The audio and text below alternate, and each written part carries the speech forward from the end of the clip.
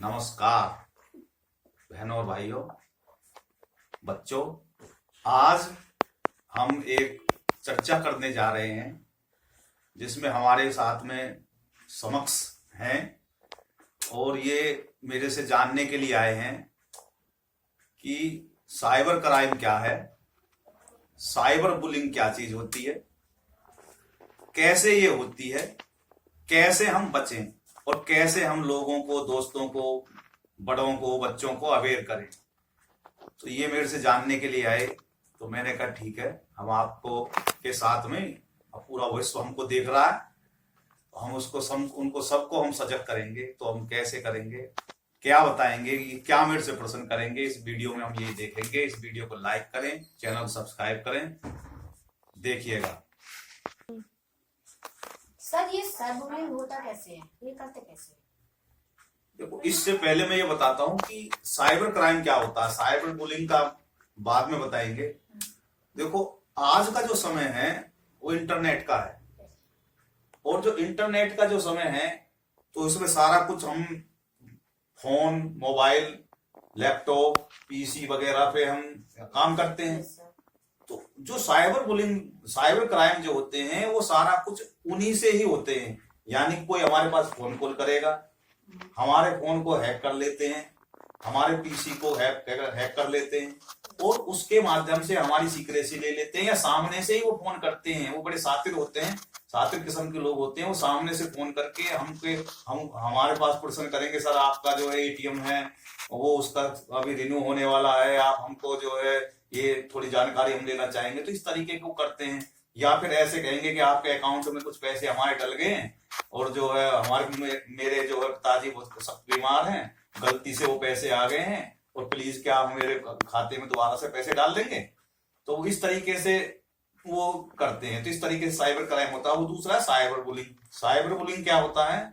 वो ये होता है कि कोई व्यक्ति सामने से कोई दूसरा आदमी बन के फोन करता है। यानी कि वो अपने जो डीपी होती है फोन में, जो आपकी ये व्हाट्सएप वगैरह की जो होती है, तो उनकी जो डीपी पे वो कोई डीएसपी वगैरह ऐसे वो चेहरा लगा लेते हैं और वो सामने से कॉल करेंगे। व्हाट्सएप कॉल आएगी, कहेंगे कि मैं फलाना बोल रहा हूँ, मैं एसएसपी हूँ, एसआई या सीबीआई से हूँ और आपके खिलाफ एक वारंट आया हुआ है, आपके जो है आधार नंबर से जो है पैसे ट्रांसफर हुए हैं। तो इस प्रकार से वो साइबर बुलिंग करते हैं। एक तो ये होगी फ्रॉड वाली, एक सीधी सीधी होगी कि हम इतने रुपए दे देना वरना तेरे बच्चे को हम उठा लेंगे। तो वो भी है। या कुछ डॉक्यूमेंट या कुछ उन्होंने फोटोग्राफी उन्होंने कब्जे में कर, वो ऐसे करते हैं कि भाई आपके फोटोग्राफ मेरे पास में है, इतने रुपए दे दो वरना इसको हम इंटरनेट पर डाल देंगे। तो इसको साइबर बुलिंग कहते हैं। और कोई सर हम इनसे बच कर सकते हैं? देखो, बचना तो जहां तक है डर को जीतना है, क्योंकि डर गए तो मर गए। एक फिल्मी कहावत है कि जो डर गया तो समझो मर गया। और बचना कैसे है कि हमको ये सबसे पहले तो ये पहचानना होता है कि भाई ये कोई है क्या, कौन है ये, मैं तो इसको जानता नहीं हूँ। पुलिस भी क्या होती है, वो ऐसे नहीं सामने से फोन करती कि मैं सीबीआई हूँ और जो है आपके आधार नंबर से हुआ है। वो आएंगे तो सीधे आएंगे घर पर, वो ऐसे नहीं होता। दूसरा, जो ये करते हैं वो क्या करते हैं, इस हिसाब से कहते हैं कि देखो हम डील कर लेते हैं, इतने रुपए हम जमा कर दो और हम वेरीफाई कर रहे हैं कि भाई आपके खाते में हम एक बार ये सारे पैसे इकट्ठे कर लेते, तो मेल करा के देखेंगे कि ये वाकई में ये इसी ट्रांसफर से रूट से आए हैं, पैसे नहीं आए। तो इस बचने का ये तरीका है। तो सजगता से काम ले, उनसे कहें देखो आप जो कुछ कह रहे हैं वो हमारी समझ से बाहर है, जो कुछ भी आप हमारे यहाँ आइए, हम आपसे बात करेंगे। और दूसरी बात, सीधे उनसे कहते नहीं, कोई बात नहीं भैया, आपको जो करना आप करिए, हमको जो करना हम करेंगे। या उस कॉल को आप उनको फ्रीज कर देना है, डिस्कनेक्ट कर देना है जो इस तरह की आए, और सीधा इस बात की शिकायत, उसका एक फोटो खींच लो। जैसे ही वो है स्क्रीनशॉट ले लिया, स्क्रीनशॉट लेने से ये होगा कि वो जो नंबर जो आ रहा है वो भी काम आएगा, क्योंकि जहां तक फर्जी सिम लेके ये काम करते हैं। और सीधा पुलिस को संपर्क में करें, या बैंक में है तो बैंक में जाके वो करें। और तीसरा है एक नंबर, हेल्पलाइन नंबर है 1930। ये जो हेल्पलाइन नंबर है ये साइबर क्राइम से रिलेटेड ही है, पूरे भारत का है ये। डायरेक्ट कॉल आपके अटैच हो जाएगी, जो जिस आप जिले में रह रहे हैं वहां के साइबर सेल को अपने आप जुड़ जाएगी, और वो एक्सपर्ट आएंगे, वो आपको ये बताएंगे भी ये हो। एक और मैं इसी बीच में जोड़ दूं, एक नया फंडा चला है, वो है ऑनलाइन अरेस्ट, डिजिटल अरेस्ट उसको बोलते हैं। ये बहुत चल रहा है।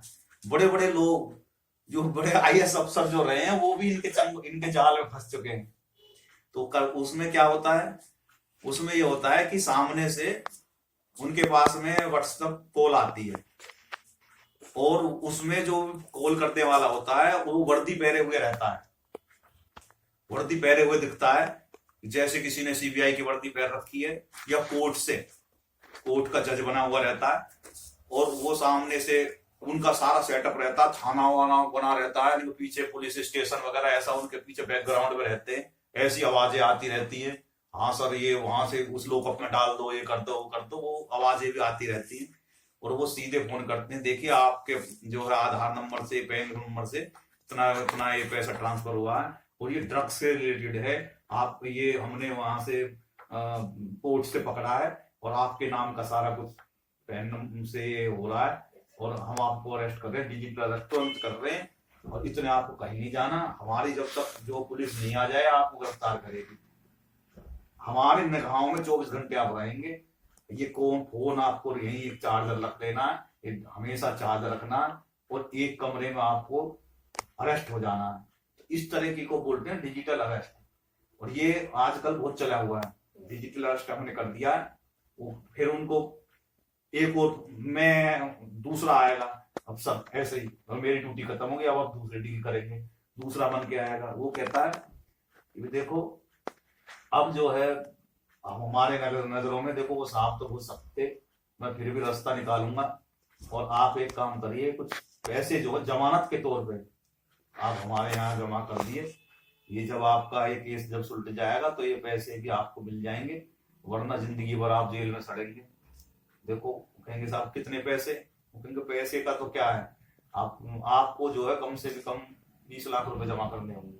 देखो बड़ा केस है, और ये तो आपको काल कोर्ट से करना पड़ेगा। इतना डरा लेते हैं क्योंकि वे लोग भी काले धन वाले होते हैं। अब अफसर है तो उसने भी जो पैसा ऐसे ही कमाया होगा, तो वे जो है उनको वो सारा कुछ बैकग्राउंड जान लेते हैं, ये बुजुर्ग है, कैसे है, डरपोक है, तो उनको जो धीरे धीरे करके उनके सारे पैसे जो है खातों से वो ऑनलाइन ट्रांसफर कराते हैं। एक अकाउंट बताते हैं इसमें आपको डालना है, वो धीरे धीरे डालता रहता है। अब उसमें कैसे बचा जाए, उसमें क्या है कि जो वे मैनेजर वगैरह होते हैं बैंक के, वो डायरेक्ट लोन भी दिलवाते हैं उनसे, यानी कि यहाँ तक भी उनको इतना माइंड वॉश कर देते हैं कि वो जा नहीं सकते, किसी से पूछ नहीं सकते, कर नहीं सकते। वो साथ में वो कहते हैं कि जितने फोन है हम तुम्हारे सारे हमारे उस पे हैं, आप जिस किसी से बात करेंगे हमारे पास रिकॉर्डिंग है, और ये वो नया क्राइम बना लेंगे आप। तो क्या है कि इतनी छूट दे लेते हैं, वो कहते हैं कि आप पैसे ले लो किसी से उधार, ये नहीं कहना किस लिए ले रहे हो, समझ रहे हैं, यानी कितना डरा लेते हैं उनको, 6-7 दिन तक वो टॉर्चर करते रहते हैं। तो इसको बोलते हैं डिजिटल अरेस्ट। तो और बताइए। अच्छा, तो हमारा जो है, मैं भी सब दर्शकों से कहूंगा, देखिए इस तरह की कोई घटना होती है, क्योंकि साइबर क्राइम तो एक अलग तरह का है, लेकिन डिजिटल अरेस्ट वाला जो क्राइम है, ये कोई जो है नहीं, ना तो कोई डिजिटल अरेस्ट करती किसी को, डरने की कोई बात नहीं होती, और उनसे सीधा सीधा कहते हैं भैया तू जो भी है सामने आ जाना, मुझे गिरफ्तार करके ले जाना, और उनसे बिल्कुल नहीं डरना। तो देखो आज का विषय हमारा यहीं खत्म होता है, और इनका बहुत बहुत धन्यवाद। समक्ष का बड़े सजग बच्चे हैं, और इन्होंने आके ये मेरे से ये पूछा आपसे मैं भी कहता हूँ, अपने दोस्तों से, अपने बड़े बुजुर्गों से ये सब बताएं कि डिजिटल अरेस्ट कोई नहीं होता, साइबर क्राइम से बचें। साइबर बुलिंग भी जो है क्राइम है, उसमें कोई ऐसी तरीके से फोन करता है या और करता है, ऐसी कोई घटना करता है तो तुरंत पुलिस को संपर्क करें। और कोई फ्रॉड हो जाए तो साइबर थाना होते हैं हर जिले में, वहां जाके रिपोर्ट दर्ज कराएं। बहुत बहुत धन्यवाद। भारत माता की जय। जय हिंद, जय भारत। बहुत बहुत धन्यवाद।